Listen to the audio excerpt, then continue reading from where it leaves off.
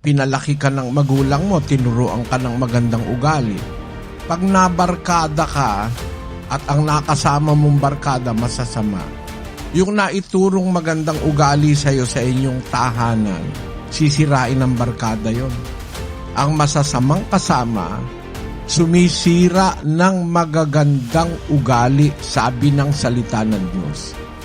Kaya pagka magkakaroon ka ng kasama, mga kaibigan, makabarkadang tinatawag, ito ang payo ng Diyos sa isang talata ng Kawikaan. Umpisa natin sa Gis. Anak ko, kung ikaw ay hikayati ng mga makasalanan, huwag mong tulutan. Kung kanilang sabihin, sumama ka sa amin, tayo'y magsibakay sa pagbububo ng dugo.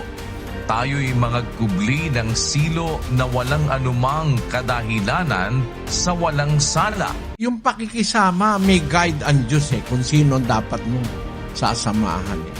Sabi nga nung Kawikaang English, birds of the same feather flock together. Sabi ng Diyos, anak ko, kung ikaw ay sa Diyos, kung ikaw ay hikayatin ng mga makasalanan, huwag mong tutulutan, huwag kang papayag.